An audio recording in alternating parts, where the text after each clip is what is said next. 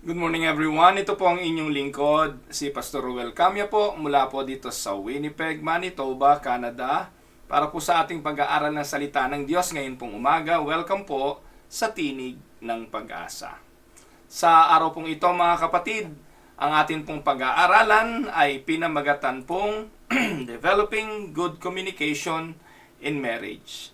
Pagpalain nawa kayo ng Panginoon kung nasan man po kayong parte ng mundo. Ang aking pong dalangin ay sumagana ang biyaya at ang pagkilos ng Diyos sa inyong mga buhay. Humihingi po ako ng paumanhin kahapon mga kapatid. Ipagpaumanhin po ninyo at ang Tinig ng Pag-asa ay hindi nakapag-broadcast yesterday. Aaminin ko po sa inyo ang katotohanan. Hindi po nag-alarm ang aking alarm clock. Actually, nagising po ako ng 2:00 ng madaling araw yesterday. At dahil maaga pa naman natulog huli ako. At nung natulog po ako ay nag-alarm po yung alarm clock ko ng 8:30. So that is too late para makapag-broadcast pa. Paumanhin po mga kapatid, hindi po sinasadya at hindi po kagustuhan ng inyong lingkod. Dapat po ito ang topic natin yesterday pero I will be discussing it today. Again, thank you for joining me and salamat sa patuloy niyong pagsubaybay. Sa mga nakalipas na mga araw, ang ating pong tinatalakay sa TNP ay mga subject na may kinalaman sa family. Family matters, family relationships, covenant of marriage, the roles of men and women in a relationship. Sa oras na ito naman ay tutuunan natin ng pansin ang komunikasyon ng mga mag-asawa.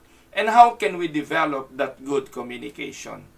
When we think of God's model for establishing a relationship, we learn that before man and a woman or a husband and a wife became a couple, they are brothers and sisters in Christ. Tinalaki ko po ito dun sa covenant of marriage. It is very important na bago pumasok sa pag-aasawa at magkaroon ng covenantal union ang mag-asawa, dapat pareho silang mananampalataya. Dapat magkapatid muna sila sa Panginoon. Kasi naniniwala po tayo na they are supposed to be one in the spirit bago sila maging one in the physical body. No po? Kailangan maging isa muna sila sa espiritu. At paano tayo magiging isa sa espiritu? Sa pamamagitan ng pagiging magkapatid sa espiritu. Amen po ba doon? And as we carry that model forward, we can say that before a man and a woman are husband and wife, they should be best friends. Amen? So bago po sila maging mag-asawa, dapat po magkapatid sila sa Panginoon. At pangalawa, dapat ay magkaibigan sila. This has to do with the unity in the soul, realm of mind, will, and emotions. Dapat magkaisa sila, hindi lang sa espiritu, hindi lang magkaisa sa isipan, kundi maging sa mga emosyon. And friendship cannot occur in the truest sense without quality communication between the parties involved. Ang tunay na magkaibigan ay nag-uusap.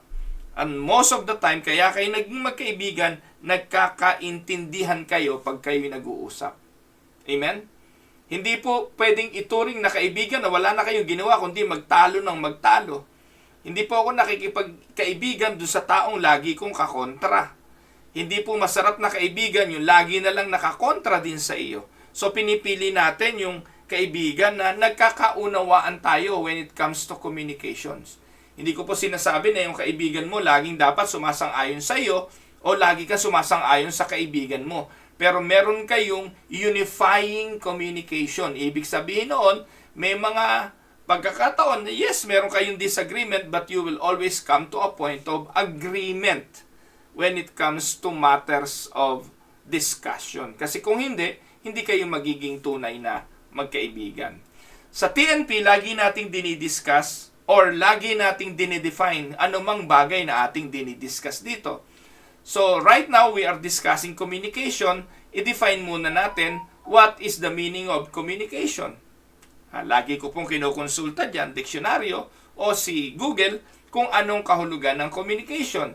So, communication, ayon kay Google, is the process by which one person passes on to another person his ideas and feelings. So it is the process of passing on to another person your idea, your feelings, emotions. Yun daw ang communication. Kung titingnan po natin, para itong transaction, nagsisimula ang transaction when somebody gave his idea and the other responded. Yun po yung tinatawag na transaction or communication. Yung transaction na yun o yung communication na yun, hindi lagi yung nagiging positive. Meron tinatawag din na cross-transaction. Ibig sabihin, kung tumugon itong o nagsalita itong kaliwa at tumugon ito ng kanan at nagkasundo sila, ang tawag doon ay healthy communication. Pero pag hindi sila nagkasundo, yung ini-imply ng kaliwa ay hindi gusto ng kanan, nagkakaroon yun ng tinatawag na cross-transactions. Pero whether we like it or not, once na ang isang tao ay nagsalita at tumugon yung kabila, ang tawag doon ay communication. So it comes from the word communion, which involves a sharing, a participation with, and an impartation from one person to another. Doon po galing yung communion, no? Yung fellowship, sharing, participation. So, yun po ang kahulugan niyan, mga kapatid.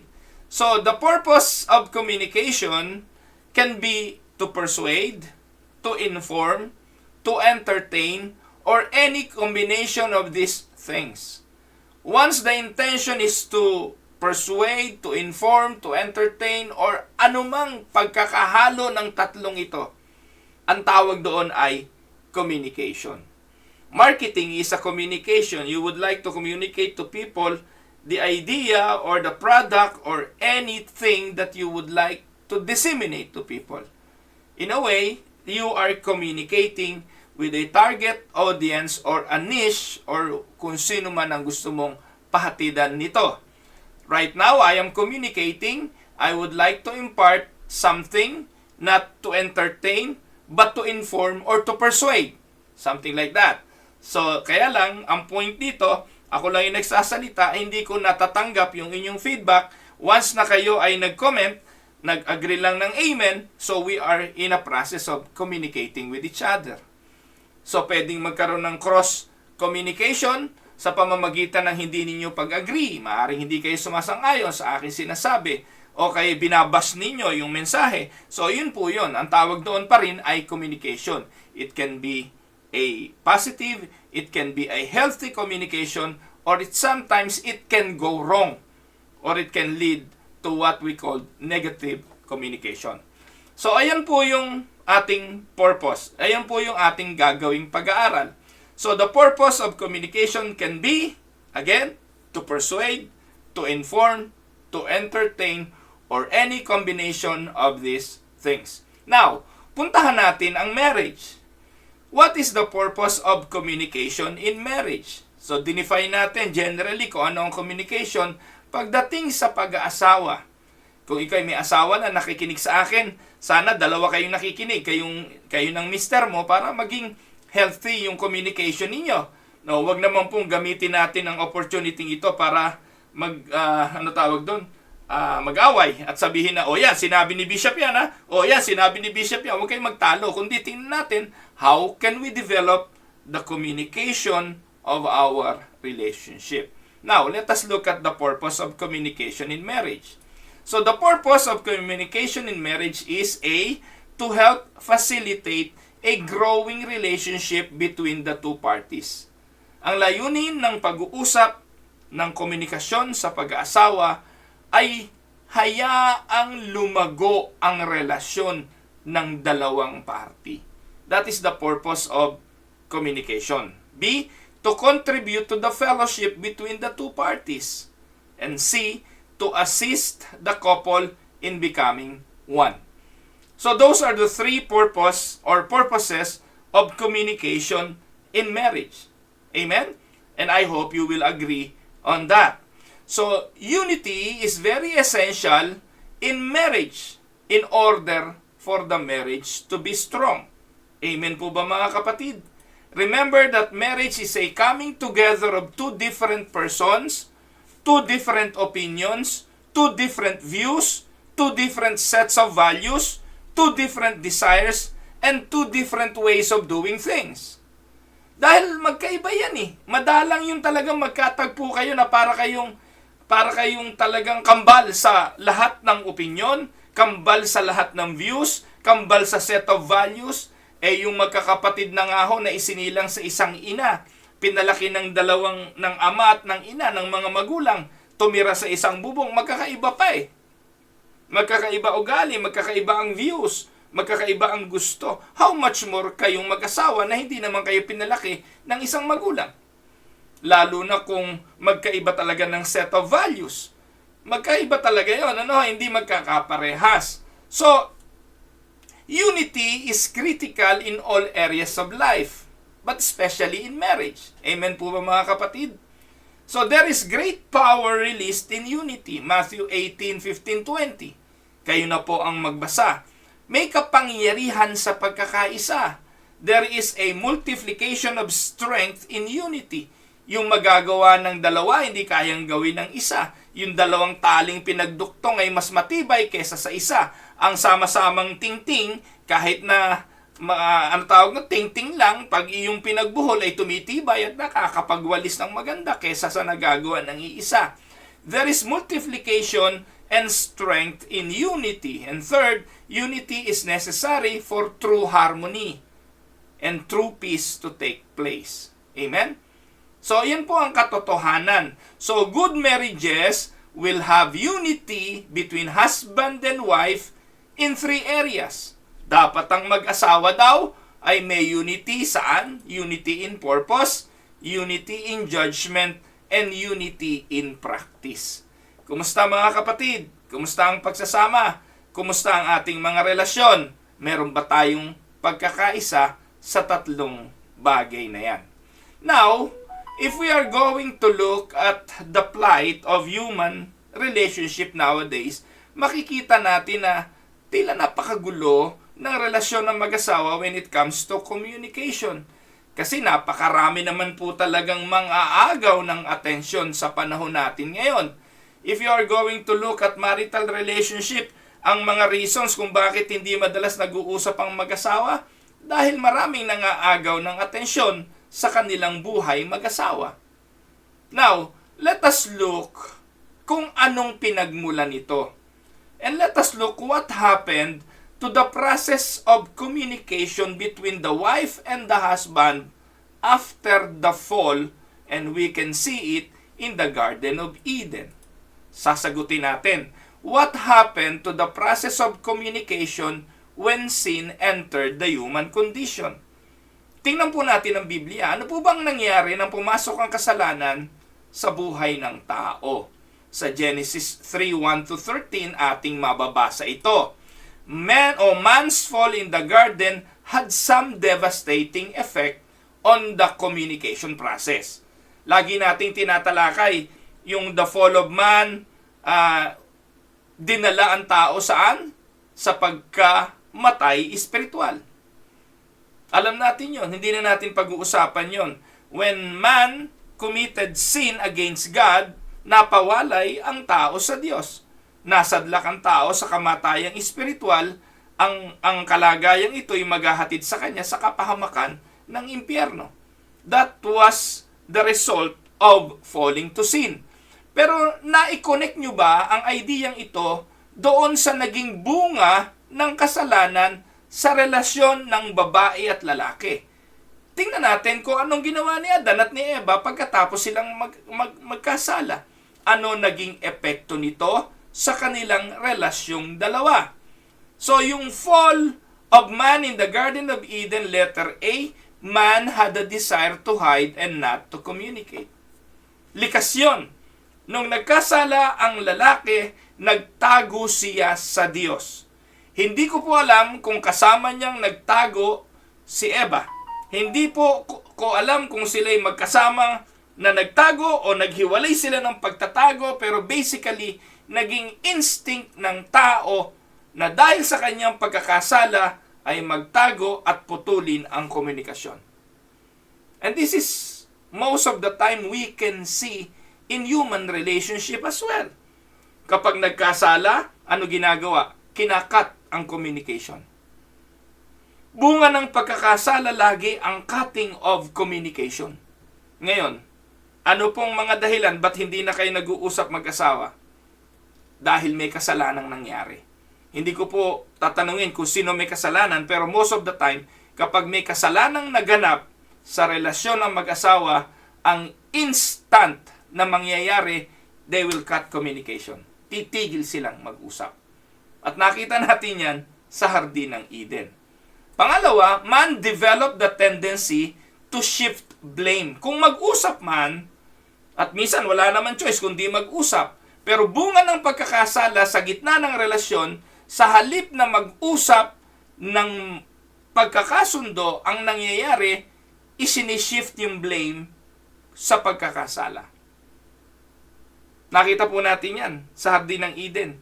Nang nagkasala si Adan, nagkasala si Eva, anong ginawa nila? Di ba nagsisihan sila?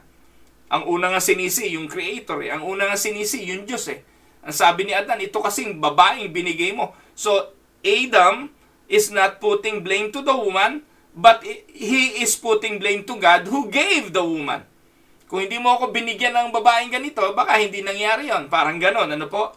Pero basically, that will be the thing that will happen every time there is sin in the married life, in the relationship. Pag may kasalanan sa buhay mag-asawa, instead of communicating to resolve, they will shift blame. Yan ang magiging resulta. Letter C, man develop a tendency to lie and be deceitful. Nakita natin yan kay Adan. At nakita natin yan kay Abraham. Nakita natin yan sa maraming tao sa banal na kasulatan, nakadevelop sila ng tendency na magsinungaling, no po, sa unang alak lang, kay Cain at saka kay Abel. Am I my brother's keeper? Nasaan ang kapatid mo? Bakit? Ako ba ang tagapag-alaga ng kapatid ko? So, nandun na yung tendency always to lie because of sin. Yan ang magiging resulta ng sin in the midst of a marital relationship. It will lead to lying. It will lead to deception.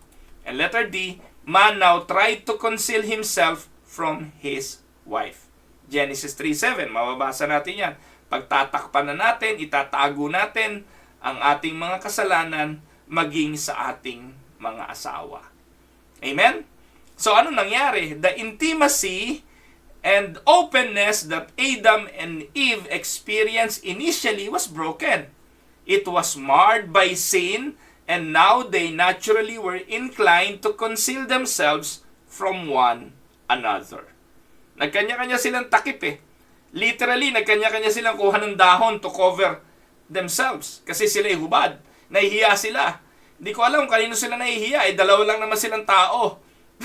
Siguro, nahihiya sila sa kanilang mga sarili dahil sa ginawa nilang kasalanan. Amen? So ano po? Sin polluted man's ability to communicate in a positive and unifying way. Mga kapatid, para sa mga walang asawa, siguro isipin ninyo, ang dinidiscuss mo naman, Pastor Ruel, will not apply to me kasi wala naman akong asawa. But what we are discussing today is communication, and it can be applied to any other form of communication. Naalala ko lang ng Tuesday, yung aming principal sa aming pag-aaral sa mga kapatiran sa Amerika, si Ate Mirna Sapitan, sabi niya, hindi ni-discuss mo, Pastor Ruel nanonood ako pero hindi ko ma-i-apply kasi nga si Ate Mir ay dalaga. But anyway, kahit sa ang uri ng relationship, we can apply this. No, if you have a relationship with your employer, you can apply this communication. Learning na pwede nating makuha ngayon. Pero tandaan po ninyo, kapag pumasok ang kasalanan sa buhay ng tao, i-conceal natin ang kasalanan yon, it will lead to lying, it will lead to blaming, shifting blame, at we will hide our communication because basically, that's what sin does. It can ruin, it can, break the human relationship, and therefore, we will try not to communicate. Yon. So, naputol po yon.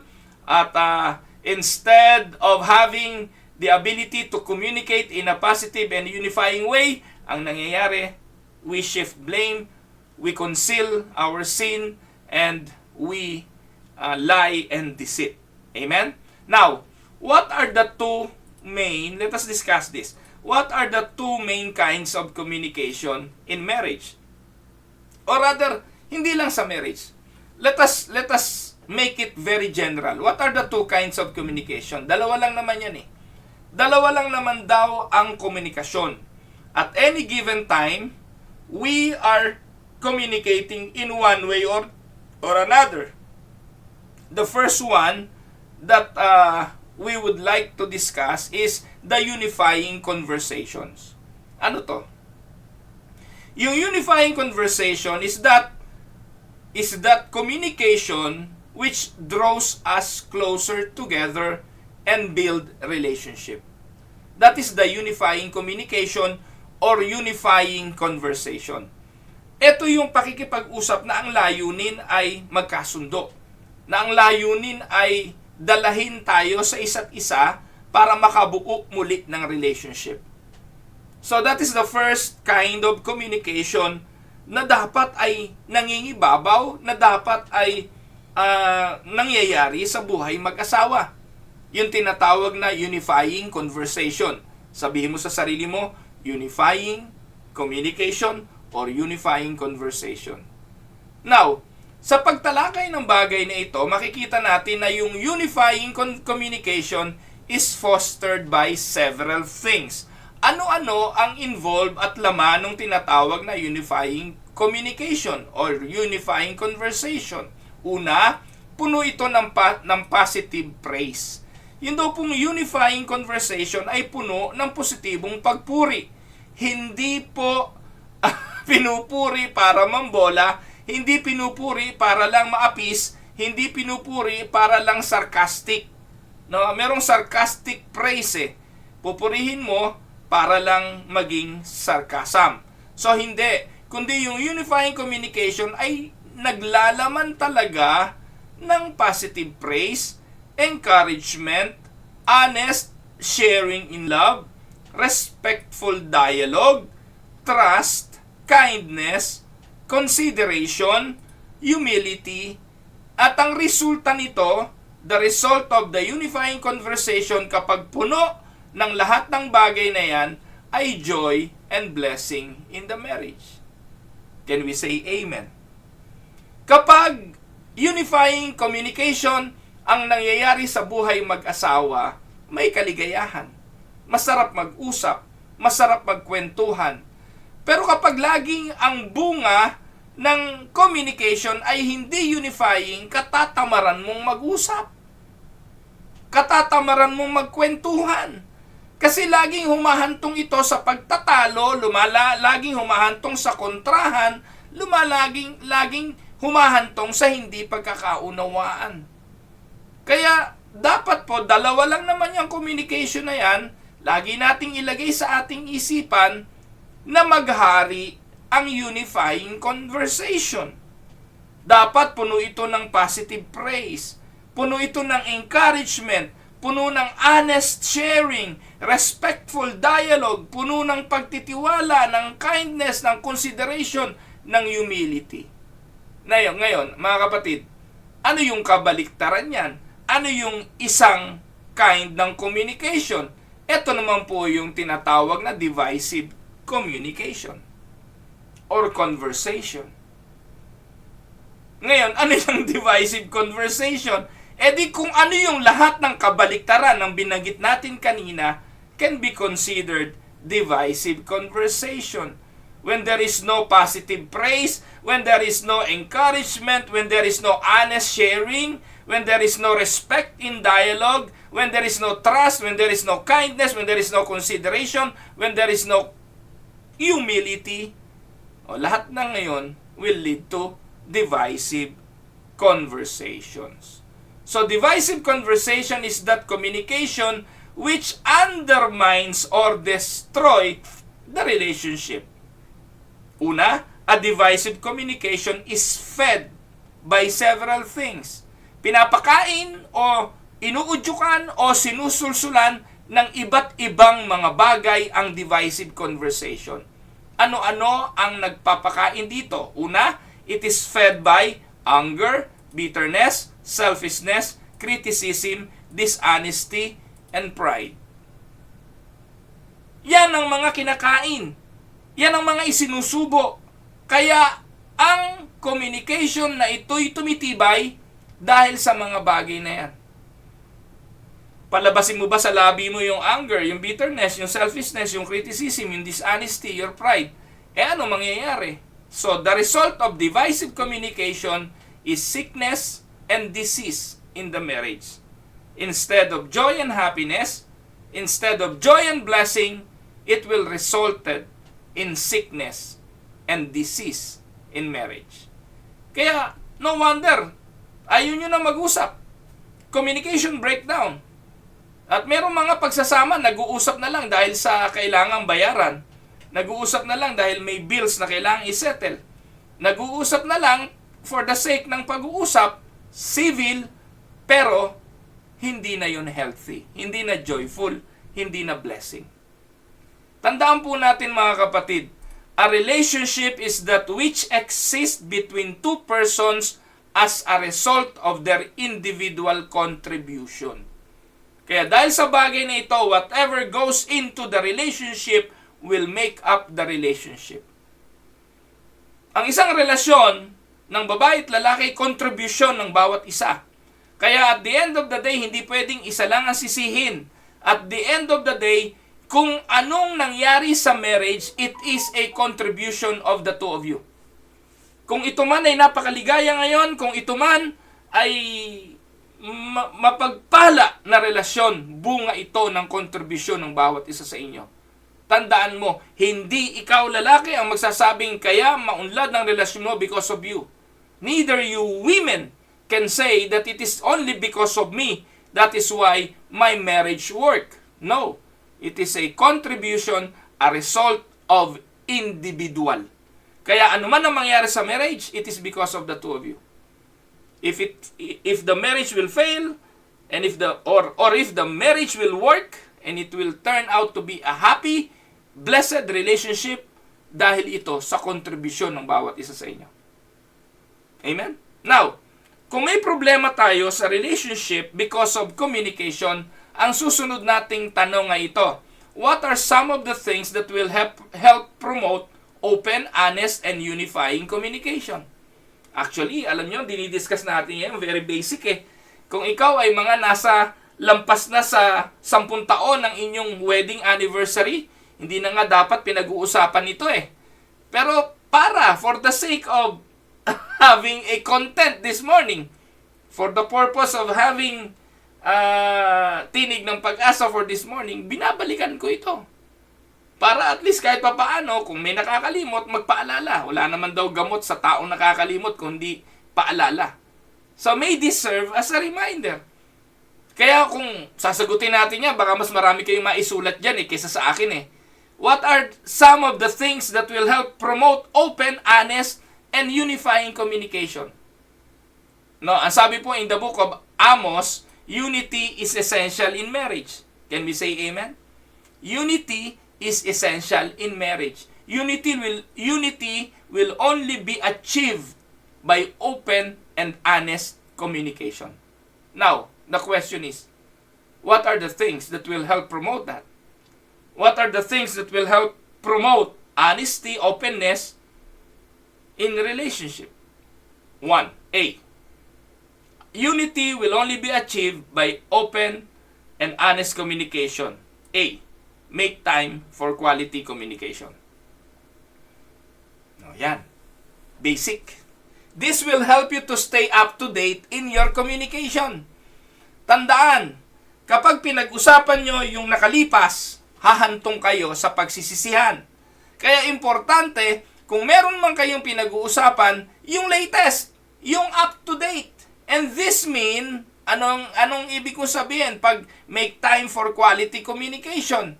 Importanteng walang cellphone, walang TV, walang stereo, putting the newspaper or the book down, and perhaps even shutting the world. Shutting your world. No? Para kayo magkaroon ng concentration sa inyong dalawa. Kami pong mag-asawa, kung meron kaming bagay na paborito, manood ng action movies. Kami po mahilig diyang mag-asawa. Nagkakasundo kami diyan. Kaya most of the time, ay naaagaw kami ng pananood ng mga action movies. But if we would like to talk and we need to discuss something, we need to shy away from those things. That even yung things na nagkakasundo kayo, tanggalin nyo muna sarili nyo ron. At pag-usapan nyo yung present things na hindi ninyo pinagkakasunduan. Make time for quality communication. Discuss everything. Be willing to put anything on the table to discuss. Kapag may iniiwasan ka, babalik uli yun. Kapag meron kayong hindi diniscuss ngayon, bukas lilitaw uli yun. Kaya once and for all, dapat dinidiscuss ang lahat ng bagay. Letter C, make sure it is a good time for you or to share. For you to share. Anong ibig sabihin nito? So, learn to read your spouse's mood. Ito ba yung time para i-share ko ito? Okay lang naman na huwag mong i-discuss kung ito ay makaka-offend, magbibigay ng lalo pang malaking problema sa relasyon nyo. Kung meron kang bagay na kaya mo pang kimikimin ngayon na hindi naman sasabog, na kapag inilabas mo, alam mong sisira sa mood ng asawa mo, huwag mo munang i-discuss.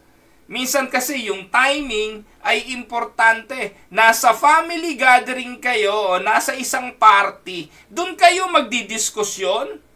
Nandun kayo sa isang mood na masaya, tapos dun kayo magdidiskusyon. Yun po ang sumisira sa...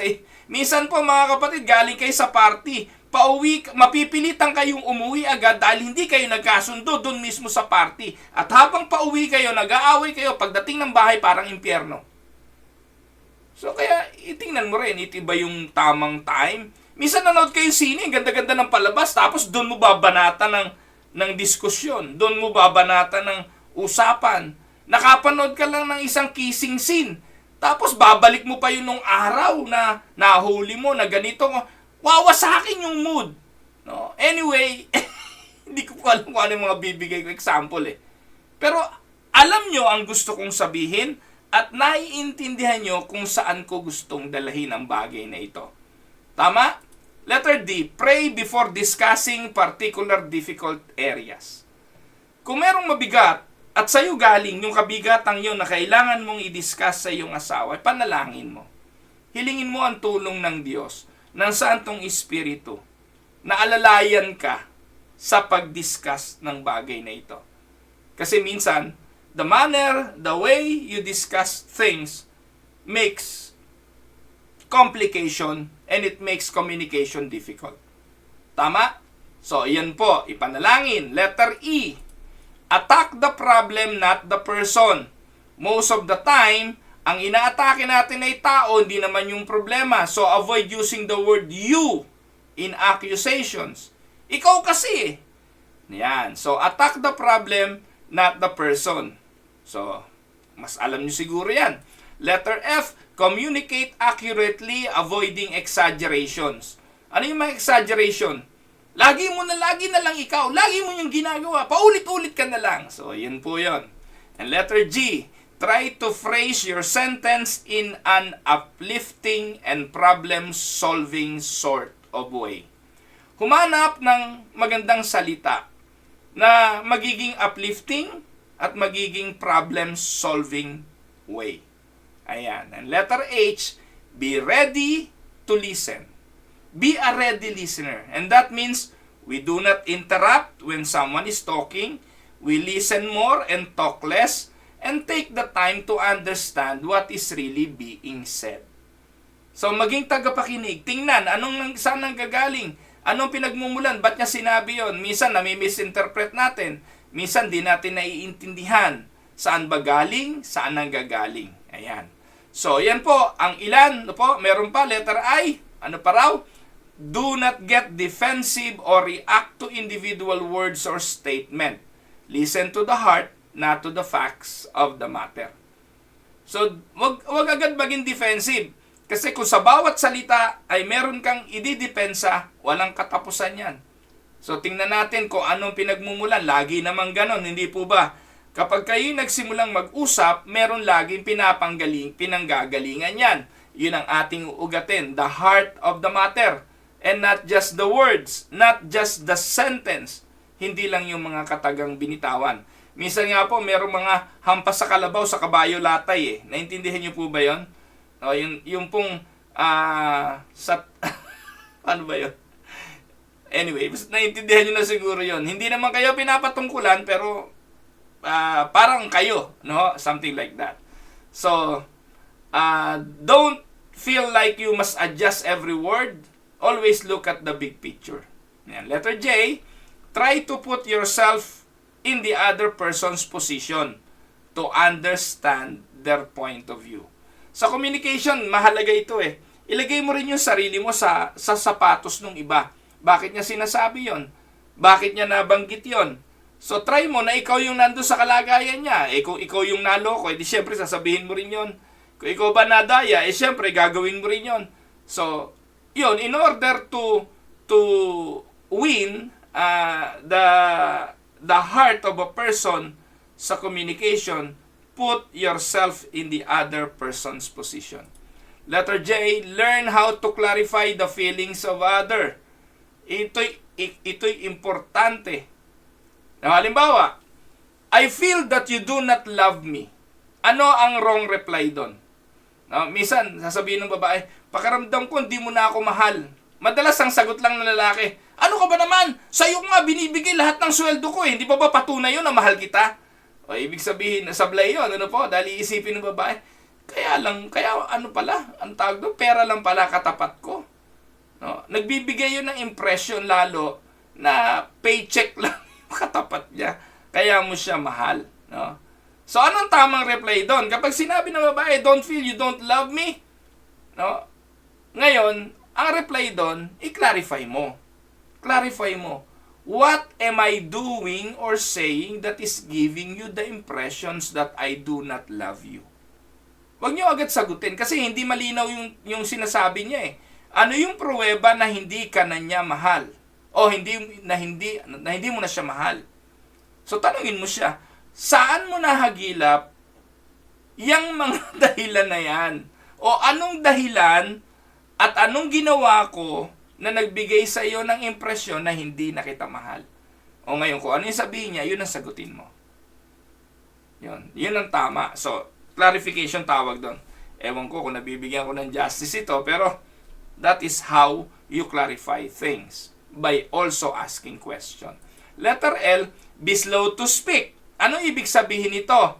Ibig sabihin yan, think things out first. Pag-isipan mo muna. Pangalawa, be sure of what you say. Pangatlo, avoid being reactionary. Ano ibig sabihin nun? Yung nagre-react ka lang sa mga bagay na sinasabi.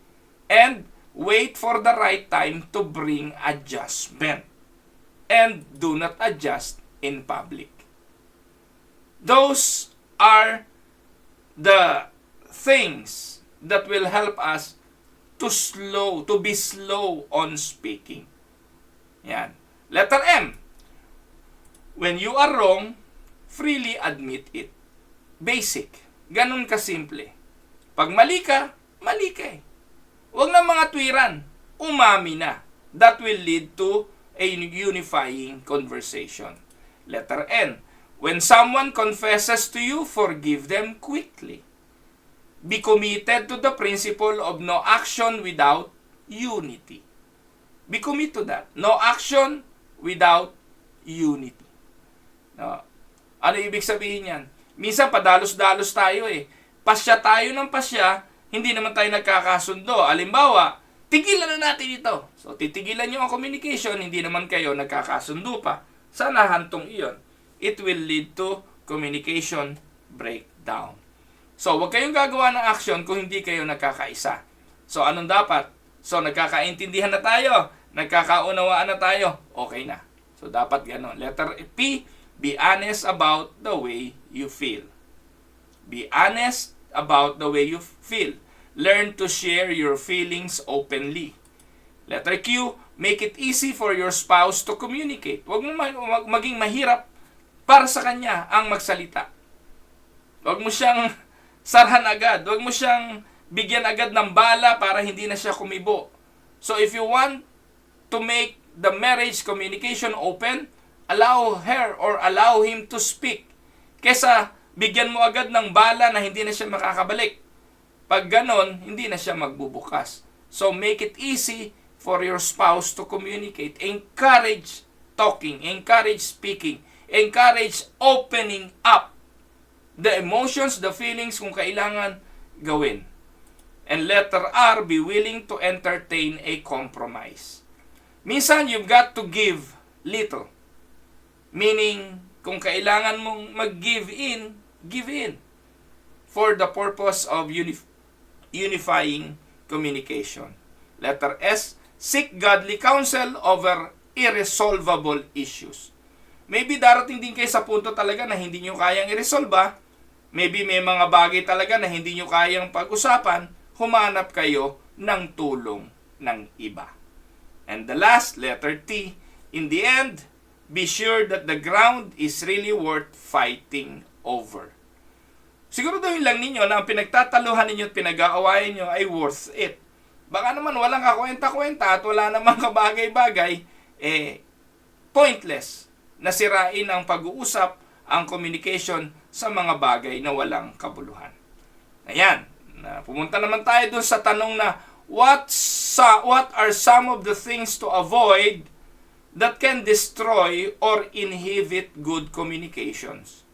Ano yung mga dapat na iwasan to avoid things that can destroy communication? A. Don't go to bed angry. Pray together. Ephesians 4:26-27. Basic din yan. So, ano ibig sabihin yan? Huwag ka daw matutulog nang ikay galit. O kaya pala yung iba, hindi na napagkakatulog. Yung iba, gising magdamag. So, yan po. That can hinder or destroy good communication. Being angry. So, anong dapat? Huwag mo hayaang tumagal ang galit. Avoid communication destroyers. Ano-ano yung mga communication destroyers? Tandaan po ninyo, basic ito. Alam niyo po ba na merong mga bagay na kapag nangyari na tapos na usapan? Ano-ano yun? Ito isa. Crying. Tigilan niyo yan. Kasi pag nag-uusap kayo, dumali ka na ng hagulgol, wala na. Meron pa bang communication kapag may crying? Wala na. Avoid screaming. Pag may sigawan, wala na rin komunikasyon dyan. Palakasan na lang ng sigaw yan eh. No, para kayo nanood ng flip-top battle. Nanood ba kayo ng flip-top battle? Yung MC na, yung mga, ano tawag doon? Yung mga battle rapper na, siyempre, kung ano yung mas pangit na sinabi nito, mas pangit pa yung kanya. Batuhan ng pangit yun eh. Walang maganda ron eh. No? Kasi battle nga yun eh. Battle of words. So, pag sumigaw yung isa sigawan, wala na yan. Hindi na yan communication. Ano pa? Silent treatment. That is also barrier or destroyers of communication. Kapag nagsasalita yung isa, hindi na kumibo yung isa, avoid that. Once any of these things injected into the dialogue, all meaningful relationship, all meaningful communication stops. Ano pa? Door slamming, name calling, ridicule, nagging, interrupting, correcting in public, overacting, breaking confidentiality, or talking to others about private matters. Those things will break and destroy communication. Makikipag-usap ka ba sa tao na alam mong ichinichismis ka sa iba? Makikipag-usap ka ba doon sa mga overacting?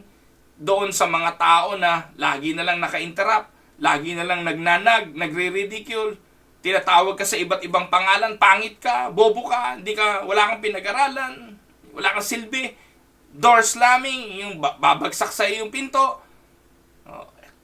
Those things. Those are communication destroyers. Kaya mga kapatid, ano pa ang sabi? Do not quarrel. Avoid anger. Take time out, especially anger that throws out cutting, insulting, and biting words. Letter D, no? Tapusin natin yung alphabet. Do not make assumptions about the other person's motive or actions. Clarify everything. Sometimes we have simply misheard a statement. Kaya importanteng maglinaw. Minsan, slip of the tongue. Minsan, talaga namang hindi sinasadya. Gusto na lang din makaganti doon sa sinabi mong masakit. Gagantihan ka rin ng masakit na salita. Sinabihan ka ba naman ng bukol? Eh, di sasabihan ka rin ng pigsa. Something like that. Batuhan kayo ng masakit na salita. Pigsa, bukol. Buti kung ganun lang eh. Hindi, no? Talaga hong masasakit na mga salita. Do not respond in kind. If someone verbally attacks, criticize, or blames you, do not respond in the same manner. Yan po ang ibig sabihin nun. So, pag binato ka ng bato, ang sabi po ay batuhin mo ng tinapay. So, kung binato ka ng bato at bato rin na ibinato mo, eh yan po, responding in kind yan. Kung ano ibinato sa'yo, iba ang ibigay mo to win the communication. Letter F, do not put down concepts that are different than yours. Ano ibig sabihin nito? Eh magkaiba nga kayo eh, hindi naman kayo parehas eh. So be open. Yung mga bagay na sinasabi niya, baka naman may possibility na mukhang okay naman. Pero wag mong sarhan. Do not put down concepts that are different than yours. Hindi palibasa, hindi mo nakita sa nanay mo yon, eh, hindi nauubra sa relationship ninyo. Hindi palibasa, hindi ginawa ng tatay mo yon, eh hindi nauubra sa relationship ninyo. Maaaring pwede sa inyo, hindi umubra sa mga magulang mo, subukan nyo. Hindi po ba? So, letter G, don't hold things in. Deal with them early. So, what I am discussing are all practical things. Madami ito. Letter I. O letter H, don't go back on a decision without mutual consent. For instance, nakalipas na yung bagay na yun, magtanong ka muna, pwede bang balikan natin saglit yung kahapon? Pwede ba pag-usapan natin yung nakaraan? Kung hindi siya pumayag, ayaw na niya, huwag nyo nang balikan. Tapos na yun eh. So, yun na lang ngayon ang pag-usapan ninyo. Yun na lang bagay ngayon ang i-deal ninyo. Pero kung without permission, ibabalik mo yung kahapon, wala kayong katapusan. Without the permission of the other person, ibabalik mo yung nangyari nung nakalipas. Paulit-ulit lang kayo. Letter I, avoid all distractions when communicating. Give your undivided attention to the person speaking. Letter J, avoid rambling on and on about something that has been fully discussed. Know when to drop the subject. Letter K, don't continually return to subject matter that has already been discussed and agreed upon, especially when it did not go your way. And letter L, don't expect your spouse to be just like you. And the last, don't get impatient for immediate result.